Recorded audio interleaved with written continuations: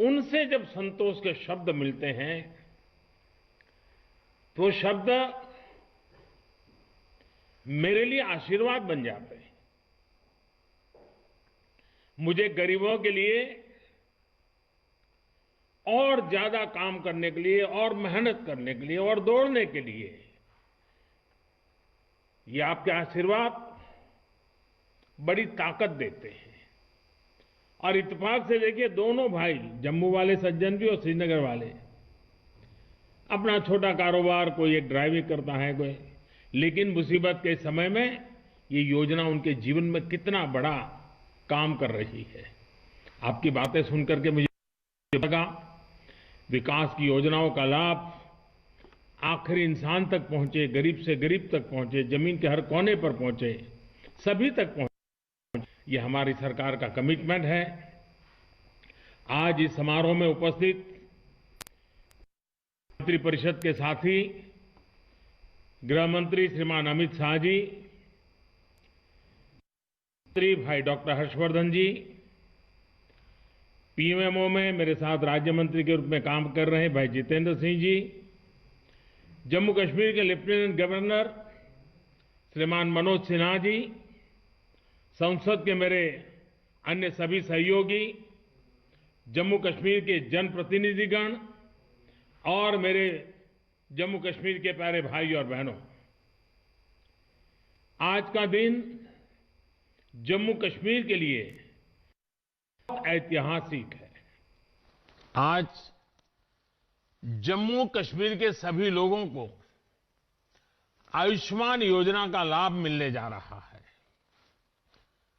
सेहत स्कीम अपने आप में एक बहुत बड़ा कदम है और जम्मू कश्मीर के अपने लोगों के विकास के लिए ये कदम उठाता देख मुझे भी बहुत खुशी हो रही है। और इसलिए श्रीमान मनोज सिन्हा जी और उनकी पूरी टीम को, सरकार के सभी मुलाजिम को, जम्मू कश्मीर के नागरिकों को मेरी तरफ से बहुत बहुत बधाई है। वैसे मेरी इच्छा थी कि ये कार्यक्रम कल ही हो, अगर 25 तारीख को अटल जी के जन्मदिन पर हो पाता, लेकिन मेरी अपनी कुछ व्यस्तताओं के कारण मैं कल इसे नहीं कर पाया, इसलिए मुझे आज की डेट तय करनी पड़ी। अटल जी का जम्मू कश्मीर से एक विशेष स्नेह था। अटल जी इंसानियत, जमहूरियत और कश्मीरियत की बात को लेकर के हम सबको आगे के कामों के लिए लगातार दिशा निर्देश देते रहे हैं। इन्हीं 3 मंत्रों को लेकर के आज जम्मू कश्मीर इसी भावना को मजबूत करते हुए आगे बढ़ रहा है। साथियों, इस योजना के फायदों पर विस्तार से बात करने से पहले मुझे अवसर मिला है आपके बीच आने का, तो मैं कहना चाहूंगा, मैं जम्मू कश्मीर के लोगों को लोकतंत्र को मजबूत करने के लिए भी अनेक अनेक अनेक अनेक बधाइयां देता हूं। डेवलपमेंट काउंसिल के चुनाव ने एक नया अध्याय लिखा है। मैं इन चुनावों के हर फेज में देख रहा था कि कैसे इतनी सर्दी के बावजूद, कोरोना के बावजूद, नौजवान, बुजुर्ग, महिलाएं बूथ पर पहुंचे, घंटों तक कतार में खड़े रहे। जम्मू कश्मीर के हर वोटर के चेहरे पर मुझे विकास के लिए, डेवलपमेंट के लिए एक उम्मीद नजर आई, उमंग नजर आई। जम्मू कश्मीर के हर वोटर की आंखों में मैंने अतीत को पीछे छोड़ते हुए बेहतर भविष्य का विश्वास भी देखा। साथियों, इन चुनावों में जम्मू कश्मीर के लोगों ने लोकतंत्र की जड़ों को और मजबूत करने का काम किया है। और मैं ये भी कहना चाहूंगा कि जम्मू कश्मीर का प्रशासन कल जिस प्रकार से उन्होंने इस चुनाव का संचालन किया और सभी दलों की तरफ से ये चुनाव बहुत ही ट्रांसपेरेंट हुए, नेक नीयत से हुए, ये जब मैं सुनता हूं तो मेरा इतना मुझे गर्व हो रहा है कि जम्मू कश्मीर से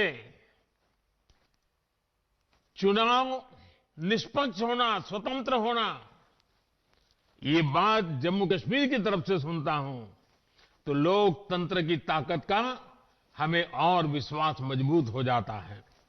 मैं प्रशासन को भी, सुरक्षा बलों को भी ढेर सारी बधाइयां देता हूं। आपने छोटा काम नहीं किया है, बहुत बड़ा काम किया है। आज मैं अगर रूबरू में होता तो सब प्रशासन के लोगों को जितनी तारीफ करता शायद मेरे शब्द कम पड़ जाते। इतना बड़ा काम आपने किया है। आपने देश में एक नया विश्वास पैदा किया है और उसका पूरा क्रेडिट मनोज जी और उनके सरकार के प्रशासन के सब लोगों को जाती है। भारत के लिए गौरव का पल है। साथियों, जम्मू कश्मीर में ये त्रिस्तरीय पंचायत व्यवस्था एक प्रकार से महात्मा गांधी का ग्राम स्वराज का सपना, एक प्रकार से चुनाव गांधी के ग्राम स्वराज का सपना जीता है। और देश में जो पंचायती राज व्यवस्था है उसने आज जम्मू कश्मीर की धरती पर पूर्णता को प्राप्त किया है। ये नए दशक में नए युग के नए नेतृत्व का आरंभ है। बीते वर्षों में हमने जम्मू कश्मीर में ग्रास रूट डेमोक्रेसी को जमीनी स्तर पर लोकतांत्रिक संस्थाओं को मजबूत करने के लिए दिन रात प्रयास किया है। और जम्मू कश्मीर के भाइयों बहनों को पता होगा, एक समय था हम लोग जम्मू कश्मीर की सरकार का हिस्सा थे, उप मुख्यमंत्री थे, हमारे मंत्री थे, लेकिन हमने उस सत्ता सुख को छोड़ दिया था। हम सरकार से बाहर आ गए थे। किस मुद्दे पर आए थे आपको मालूम है ना? हमारा मुद्दा यही था, पंचायतों के चुनाव कराओ, जम्मू कश्मीर के गांव-गांव के नागरिकों को उनका हक दो, उनको उनके गांव का फैसला करने की ताकत दो। इस मुद्दे पर हम सरकार छोड़ करके आपके साथ रास्ते पर आके खड़े हो गए थे।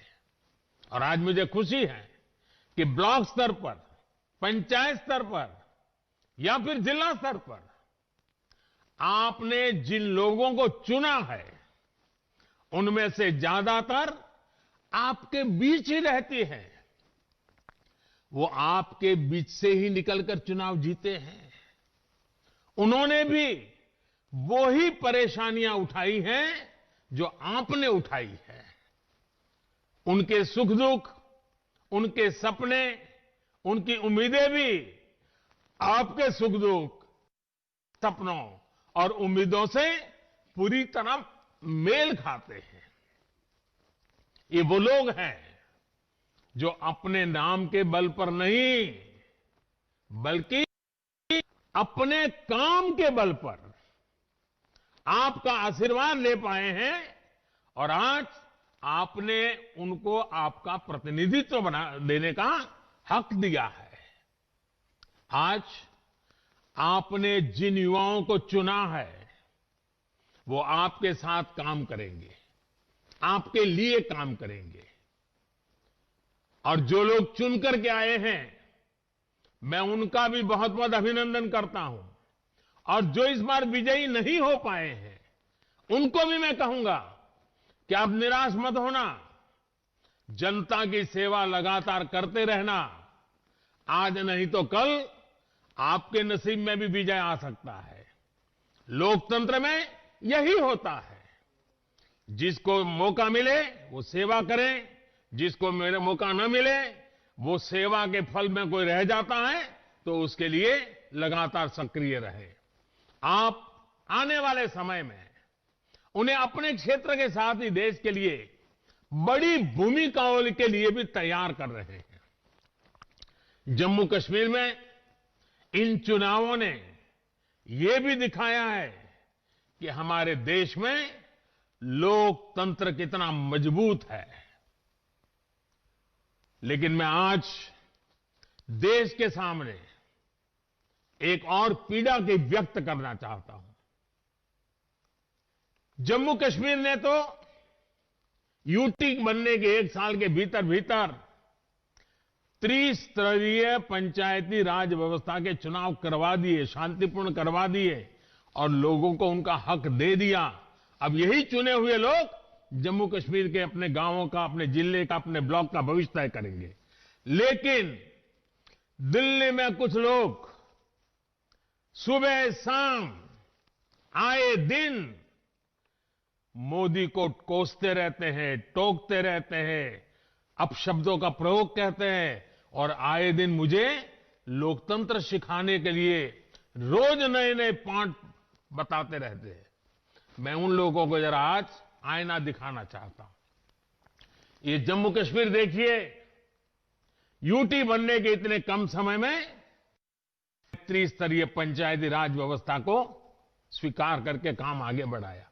लेकिन दूसरी ओर विडंबना देखिए, पुडुचेरी में सुप्रीम कोर्ट के आदेश से पंचायत और म्युनिसिपल इलेक्शन नहीं हो रहे हैं और जो मुझे यहां रोज लोकतंत्र के पाठ पढ़ाते हैं ना, उनकी पार्टी वहां राज कर रही है।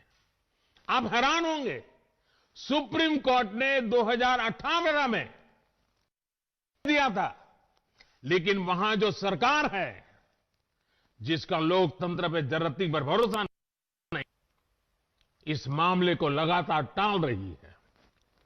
साथियों, पुडुचेरी में दशकों के इंतजार के बाद साल 2006 में लोकल बॉडी चुनाव हुए थे। इस चुनाव में गए उनका कार्यकाल 2012 में ही खत्म हो चुका है। कुछ राजनीतिक दलों की कथनी और करनी में कितना बड़ा है, लोकतंत्र के प्रति वो कितना गंभीर है, इस बात से भी पता चलता है। इतने साल हो गए, पुडुचेरी में पंचायत वगैरह चुनाव नहीं होने दिए जा रहे हैं। भाइयों और बहनों, केंद्र सरकार ये लगातार कर रही है कि गांव के विकास में गांव के लोगों की भूमिका सबसे ज्यादा रहे। प्लानिंग से लेकर अमल और देखरेख तक पंचायती राज से जुड़े संस्थानों को ज्यादा ताकत दी जा रही है। आपने भी देखा है, गरीब से जुड़ी जरूरतों को पूरा करने के लिए पंचायतों का दायित्व अब कितना बड़ा है। इसका लाभ जम्मू कश्मीर में देखने को भी मिल रहा है। जम्मू कश्मीर के गांव-गांव में बिजली पहुंची है। यहां के गांव आज खुले में शौच से मुक्त हो चुके हैं। गांव-गांव तक सड़क पहुंचाने के लिए मनोज जी के नेतृत्व में पूरा प्रशासन कठिनाइयों के बीच भी बहुत तेजी से काम पर लगा हुआ है। हर घर जल पहुंचाने का मिशन जम्मू कश्मीर में तेजी से आगे बढ़ रहा है। अगले 2-3 साल में राज्य के हर घर तक पाइप से पानी पहुंच जाए, इसके लिए प्रयास किए जा रहे हैं। जम्मू कश्मीर में लोकल गवर्नेंस का मजबूत होना डेवलपमेंट के कामों में ये बहुत बड़ी तेजी लाएगा। साथियों, आज जम्मू कश्मीर के लोगों का विकास हमारी सरकार की सर्वोच्च प्राथमिकताओं में से एक है। चाहे वो महिला सशक्तिकरण हो, युवाओं के लिए अवसर की बात हो, दलितों, पीड़ितों, शोषितों, वंचितों के कल्याण का लक्ष्य हो, या फिर लोगों के संवैधानिक और बुनियादी अधिकार, हमारी सरकार राज्य की भलाई के लिए हर फैसले ले रही है। आज पंचायती राज जैसी संस्थाएं उम्मीद के इसी सकारात्मक संदेश को बढ़ा रही है। आज हम लोगों को ये विश्वास दिलाने में सफल हुए हैं कि परिवर्तन संभव है और ये परिवर्तन उनके चुने हुए पसंदीदा प्रतिनिधि ला सकते हैं। जमीनी स्तर पर लोकतंत्र लाकर हम लोगों की आकांक्षाओं को अवसर दे रहे हैं। जम्मू कश्मीर की अपनी महान विरासत है और इसके शानदार लोग अपने इस क्षेत्र को सशक्त करने के तरीके अपना रहे हैं, नए तरीके सुझा रहे हैं। साथियों, जम्मू कश्मीर की जीवन रेखा कही झेलम नदी में रावी, ब्यास, सतलुज मिलने से पहले कई मिलती है और फिर ये सारी नदियां महान से समा जाती हैं। महान सिंधु नदी हमारी सभ्यता, हमारी संस्कृति और विकास यात्रा का पर्याय है। इसी तरह विकास की क्रांति भी उपनदियां, सहायक नदियां की तरह ही कई धाराओं में आती है और फिर बड़ी धारा बन जाती है। इसी सोच के साथ हम स्वास्थ्य के क्षेत्र में भी परिवर्तन लाने की कोशिश कर रहे हैं। हमारी सरकार ने कई छोटी धाराओं की तरह कई योजनाओं की शुरुआत की है और सबका एक ही लक्ष्य है, स्वास्थ्य के क्षेत्र में क्रांतिकारी बदलाव लाना। जब हमने उज्ज्वला योजना के तहत देश की बहनों को, बेटियों को गैस कनेक्शन दिया, तो इसे सिर्फ ईंधन पहुंचाने की एक योजना के तौर पर नहीं देखा जाना चाहिए। हमने इसके जरिए अपनी बहनों, बेटियों को से मुक्ति दिलाई, पूरे परिवार की स्वास्थ्य को सुधारने का प्रयास किया है। महामारी के दौरान भी यहां जम्मू कश्मीर में करीब 18 lakh gas cylinder 18 lakh gas cylinder refill कराए गए। उसी प्रकार से आप स्वच्छ भारत अभियान का ही उदाहरण लीजिए। इस अभियान के तहत जम्मू कश्मीर में 10 लाख से ज्यादा टॉयलेट बनाए गए, लेकिन इसका मकसद सिर्फ शौचालय बनाने तक सीमित नहीं, ये लोगों के स्वास्थ्य को सुधारने की भी कोशिश है। शौचालयों से स्वच्छता तो आई ही है, बहुत सी बीमारियों को भी रोका जा सका है। अब इसी कड़ी में आज जम्मू कश्मीर आयुष्मान भारत सेहत स्कीम शुरू की गई है। आप सोचिए, जब इस स्कीम के तहत राज्य के प्रत्येक व्यक्ति को 5 लाख रुपए तक का मुफ्त इलाज मिलेगा, तो उनके जीवन में कितनी बड़ी सहूलियत आएगी। अभी तक आयुष्मान भारत योजना का लाभ राज्य के करीब 6 लाख परिवारों को मिल रहा था। अब सेहत योजना के बाद यही लाभ करीब 21 लाख परिवारों को मिलेगा। साथियों, बीते 2 सालों में 1.5 करोड़ से ज्यादा गरीबों ने आयुष्मान भारत योजना का लाभ उठाया है। इससे जम्मू कश्मीर के लोगों को भी मुश्किल से समय में बहुत राहत मिली है। यहां के करीब 1 लाख गरीब मरीजों का अस्पताल में 5 लाख रुपए तक का मुफ्त इलाज किया गया है। इसमें भी जिन बीमारियों का सबसे ज्यादा इलाज हो रहा है उसमें कैंसर, हार्ट और ऑर्थो से जुड़ी बीमारियां सबसे ज्यादा है। ये ऐसी बीमारियां हैं जिन पर होने वाला खर्च किसी भी गरीब की नींद उड़ा देता है। और हमने तो देखा है, कोई गरीब परिवार मेहनत करके थोड़ा ऊपर आए और मध्यम वर्ग की और आगे बढ़े, और अगर परिवार में कोई एक बीमारी आ जाए तो फिर वो गरीबी के चक्कर में वापस फंस जाता है।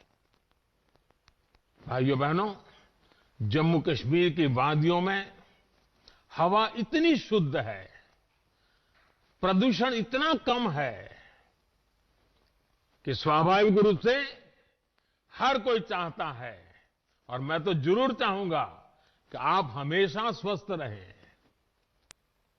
हां, अब मुझे ये तसल्ली है कि बीमारी की स्थिति में आयुष्मान भारत सेहत स्कीम आपकी एक साथी बनकर मौजूद रहेगी। साथियों, इस स्कीम का एक और लाभ होगा जिसका जिक्र बार बार किया जाना जरूरी है।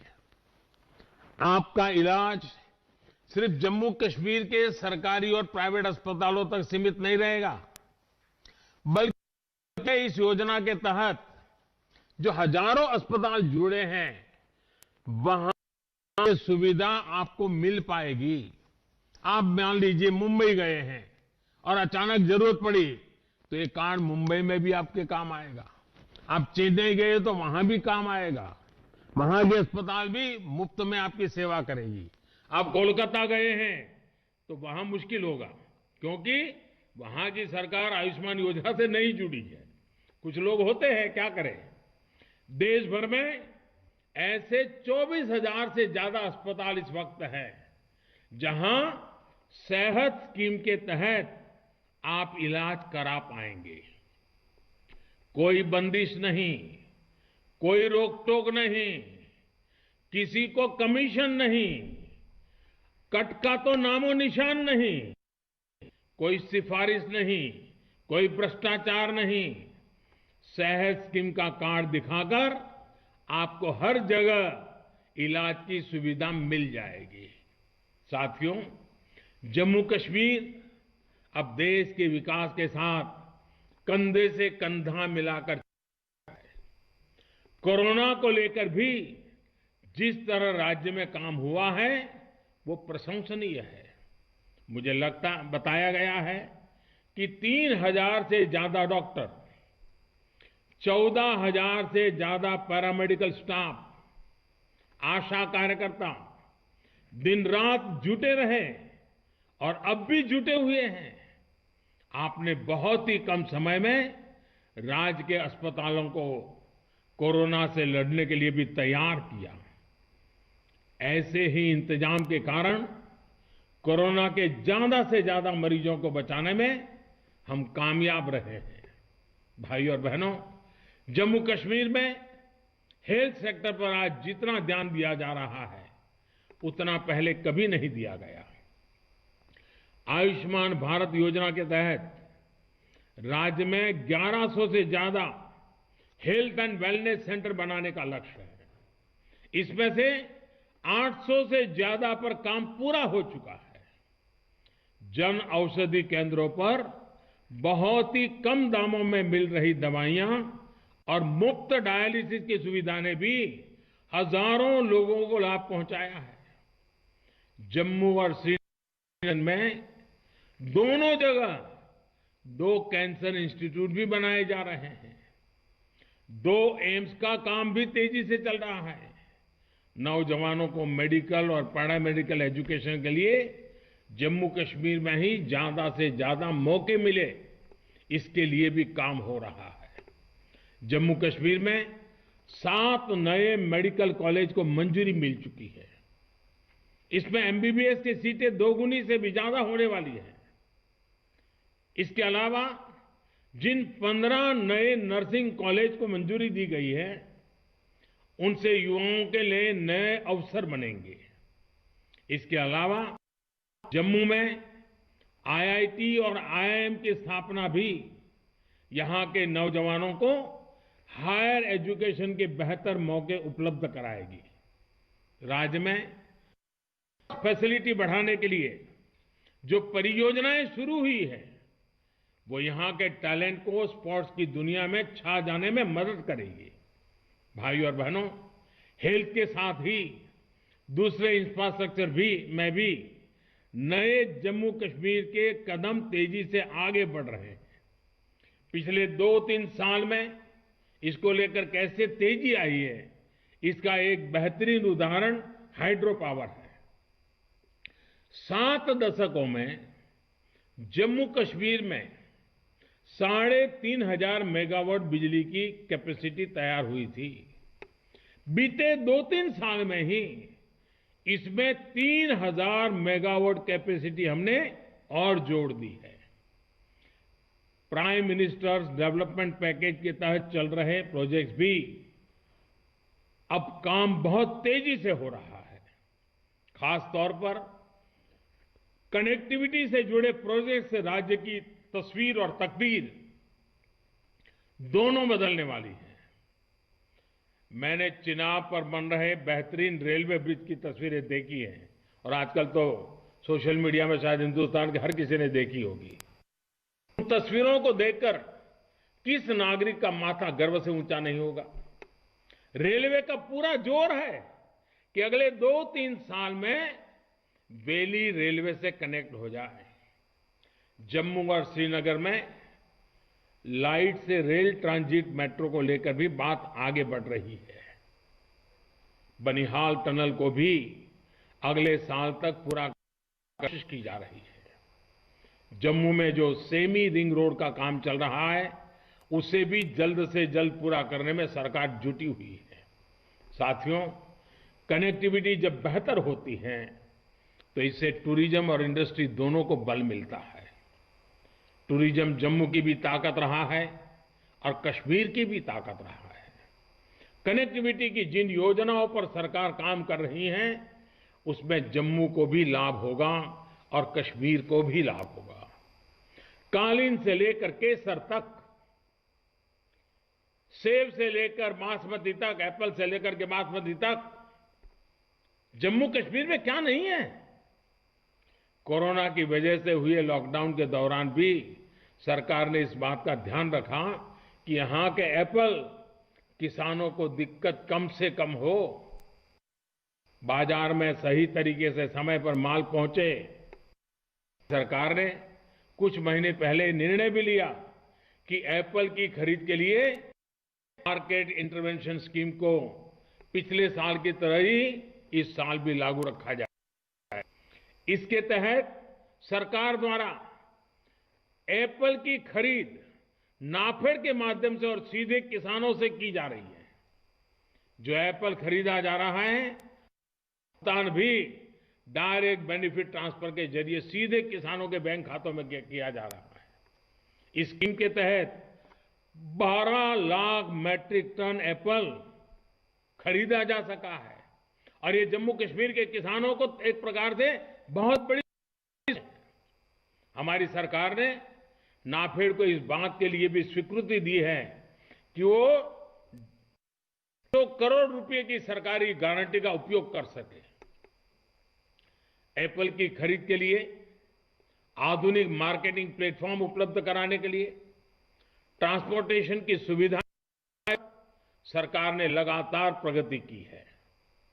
एप्पल की स्टोरेज के लिए सरकार जो सहायता कर रही है उसमें भी किसानों को बहुत लाभ हुआ है। यहां पर नए किसान उत्पादक संघ एफपीओ का निर्माण हो, अधिकतम बने, इसके लिए भी लगातार शासन प्रयास कर रहा है।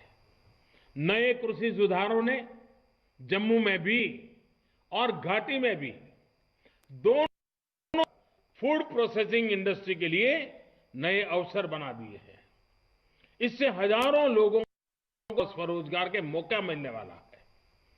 भाइयों और बहनों, आज जम्मू कश्मीर में जहां एक तरफ हजारों सरकारी नौकरियां नोटिफाई की जा रही हैं, वहीं दूसरी तरफ स्वरोजगार के लिए भी कदम उठाए जा रहे हैं। बैंकों के जरिए अब जम्मू कश्मीर के नौजवान कारोबारियों को आसानी से लोन मिलना शुरू हुआ है। इसमें भी हमारी बहनें जो सेल्फ हेल्प ग्रुप से जुड़ी हैं, वो ज्यादा से ज्यादा संख्या में आगे आ रही हैं। साथियों, पहले देश के लिए अधिकतर जो स्कीम बनती थी, जो कानून बनते थे, उनमें लिखा होता था एक्सेप्ट J&K। अब ये इतिहास की बात हो चुकी है। शांति और विकास के जिस मार्ग पर जम्मू और कश्मीर बढ़ रहा है, उसने राज्य में नए उद्योग के आने का मार्ग भी बनाया है। आज जम्मू कश्मीर आत्मनिर्भर भारत अभियान में अपना योगदान दे रहा है। पहले 170 से ज्यादा सेंट्रल लॉ जो पहले एप्लीकेबल नहीं थे, वो अब एडमिनिस्ट्रेशन का हिस्सा है। जम्मू कश्मीर के नागरिकों का हक का अवसर है। साथियों, हमारी सरकार के फैसलों के बाद जम्मू कश्मीर के गरीब सामान्य वर्ग को आरक्षण का लाभ मिला है। पहली बार पहाड़ी लोगों को आरक्षण का लाभ मिला है। अंतर्राष्ट्रीय सीमा पर रहने वालों को भी 4% आरक्षण का लाभ हमारी सरकार ने दिया है। फॉरेस्ट एक्ट लागू होने से भी लोगों को नए अधिकार मिले हैं। इससे गुर्जर, बकरवाल, अनुसूचित जनजातियां और पारंपरिक रूप से जंगलों के आसपास रहने वालों को जंगल की जमीन के इस्तेमाल का कानूनी अधिकार मिला है। अब किसी के साथ भी भेदभाव की गुंजाइश नहीं है। जम्मू कश्मीर में दशकों से रह रहे साथियों को डोमिसाइल सर्टिफिकेट भी दिए जा रहे हैं। यही तो है सबका साथ, सबका विकास, सबका विश्वास। साथियों, सीमा पर होने वाली शेलिंग हमेशा से चिंता का विषय रही है।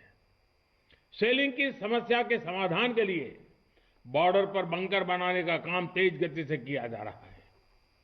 सांबा, पूंछ, जम्मू, कठुआ और राजौरी जैसे संवेदनशील जगहों पर बड़ी तादाद में न सिर्फ बंकर बनाए गए हैं, बल्कि नागरिकों के सुरक्षा के लिए सेना और सुरक्षा बलों को भी खुली छूट दी गई है। साथियों, हमारे देश में जिन लोगों ने दशकों तक शासन किया, उनकी एक बहुत बड़ी भूल ये भी रही है कि उन्होंने देश के सीमावर्ती यानी सीमा के पास के इलाकों के विकास को पूरी तरह नजरअंदाज किया। उनकी सरकारों की इस मानसिकता के ने जम्मू कश्मीर को या नॉर्थ ईस्ट हो, इन क्षेत्रों को पिछड़ेपन में रहने के लिए मजबूर कर दिया। जीवन की बुनियादी जरूरतें, एक सम्मानजनक जीवन की जरूरत है, विकास की जरूरत है, यहां के सामान्य मानवीय तक उतनी पहुंची ही नहीं जितनी पहुंचनी चाहिए थी। ऐसी मानसिकता कभी भी देश का संतुलित विकास नहीं कर सकती। ऐसी नकारात्मक सोच की हमारे देश में कोई जगह नहीं, न सीमा के पास न सीमा से दूर। हमारी सरकार की प्रतिबद्धता है कि देश का कोई भी क्षेत्र विकास की धारा में अब और वंचित नहीं रहेगा। ऐसे क्षेत्रों में लोगों का बेहतर जीवन भारत की एकता और अखंडता की भी मजबूती देगा। साथियों, देश के हर क्षेत्र का विकास हो, जम्मू का विकास हो, कश्मीर का विकास हो, हमें निरंतर इसके लिए काम करना है। एक बार फिर मैं श्रीमान मनोज सिन्हा जी को और उनकी टीम को आज जरूर बधाई देना चाहूंगा। जब मैं अभी मनोज जी को भाषण सुन रहा था, कितने काम उन्होंने गिनाए और जम्मू कश्मीर के लोगों के बीच में खड़े रह करके गिनाए। जिस तेजी से काम हो रहे हैं, पूरे देश के अंदर एक नया विश्वास, नई आशा पैदा करेंगे और मुझे विश्वास है जम्मू कश्मीर के नागरिकों का कई दशकों का जो काम अधूरा रहा है, वो मनोज जी और वर्तमान की प्रशासन टीम के माध्यम से अवश्य पूरा होगा, समय से पहले पूरा होगा, ऐसा मेरा पूरा विश्वास है। एक बार फिर आप सभी को सेहत स्कीम के लिए, आयुष्मान भारत योजना के लिए बहुत बहुत बधाई देता हूं। माता वैष्णो देवी और बाबा अमरनाथ की कृपा हम सब पर बनी रहे, यही अपेक्षा के साथ बहुत बहुत धन्यवाद।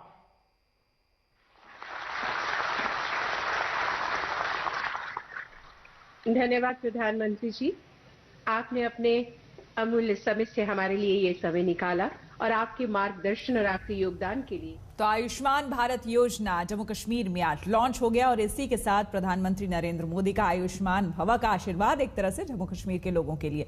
रुकेंगे यहां पर छोटे से ब्रेक के लिए, बने रहे हमारे साथ, देखते रहिए आज तक।